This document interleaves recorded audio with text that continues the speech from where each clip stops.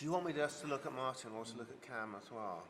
I would have a conversation with yourselves. Talking to each other, yeah, okay. It was good the way you did it. Okay, Okay. are we all right? Good to go. Okay.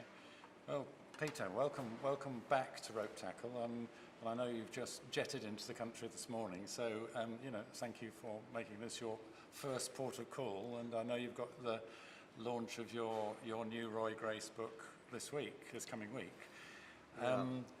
It's been a hugely successful series that you've written, set in Brighton and Sussex, and obviously this area is special to you. Why is it special?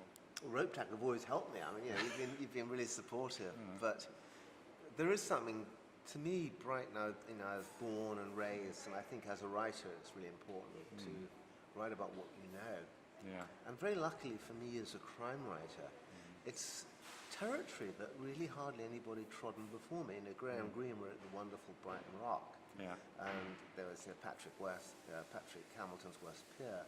But not many authors have ever kind of made Brighton their place. And it lends itself to, apart from the sheer beauty of it, it's the really wonderful dark side and dark history. And Brighton in 1932 was... Sorry, it's just because you've leaned a bit out of shot. All right, okay. Okay, I'm leaning out of shot, am I?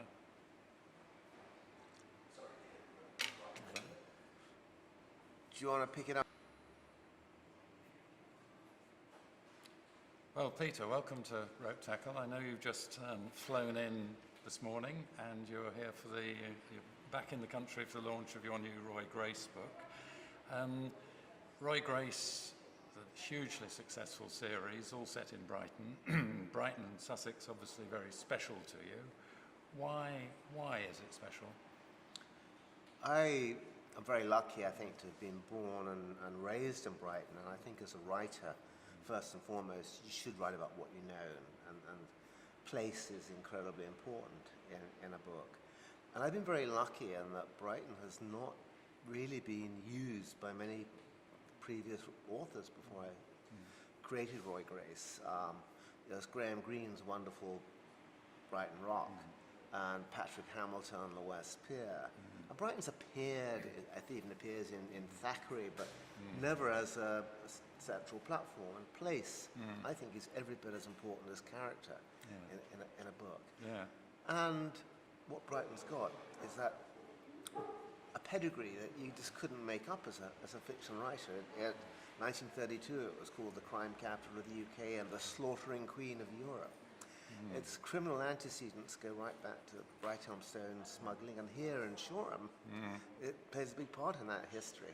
Well, Shoreham, thankfully, from our point of view, features regularly with Roy Grace stories. In fact, I think that in several of them, you've had the sort of the final denouement, the car chases and so on around Shoreham.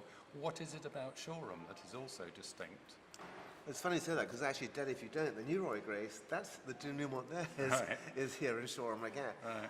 I fell in love with Shoreham when I was a kid, and I used to, from about the age of 7 or 8, cycle.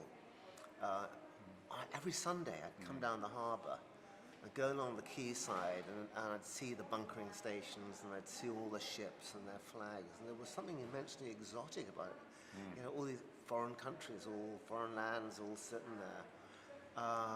So Shoreham's always had a kind of magic for me in my heart, and I guess now I'm able to write about the places I really want to write about. That love I had from the childhood comes back out here. Right. Well, it's obviously given you a rich scene for the different parts of the Roy Grace stories, which feature the harbour in particular. Yeah, and there's so many mysteries in the harbour, and, Yes. and it's, there's been tragedies too. Well, I mean, we've not been here for as long as you've had your relationship with Shoreham, but you've had a relationship with us here at Ropetackle since we started, in fact, before we started, and I'm sure you can recall how that actually began. Well, I think it began with you phoning me up, saying we're trying to put together this arts centre in Shoreham. Yeah. And I just instantly loved the idea, because there wasn't really anything like this. And you know, you had the Gardner Arts Centre at Sussex University, but there was nothing else in this area. And I felt it was A, crying out for it, and B, what a location. I mean, you know, the history that Shoreham has with the arts and the movie business, which is part of my own background. Yes. And you know, the Shoreham bungalow city and the Shoreham studios. It just made so much sense. But what you've created here, to me, is 10 times richer than even the great vision that you all had. That's music to my ears. In fact, I was going to ask you what you felt was special about Ropetackle, but I think you've just said it perfectly then. I think it's enthusiasm too, and whenever I've done events here, just the warmth and passion. It's just so great to see people interested in an author, and you know, and the music events, and it's a great venue, and it's actually a nice stage to be on. It's a nice auditorium. Right. Well, you know, you've got more than a loyal fan club around here. I think the Shoreham chapter of the PeterJames fan club is probably second to none. Well, thank you. I'm massively grateful. Yeah. What message would you give with your sort of connections with Ropetackle to our invaluable band of supporters, the Ropetackle Friends, who I think we have a poster over there inviting people to join, but those several hundred people who support us and many more who are thinking about joining up with our scheme and becoming supporters, what would you say to them? I always feel a great sense of community here. And then if you go back to the history of theatre, it was very much a communal enterprise. I mean, when Shakespeare created his plays, for instance, back in Elizabethan times, the theatre were the hub of the community. And he even designed the plays so that they could be a drinking event at the same time.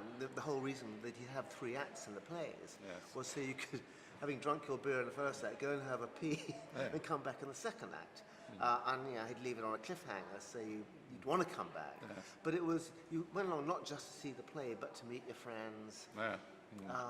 And I get very much the sense that that's what Ropetackle is, and it's more than just an arts centre. This is a community hub.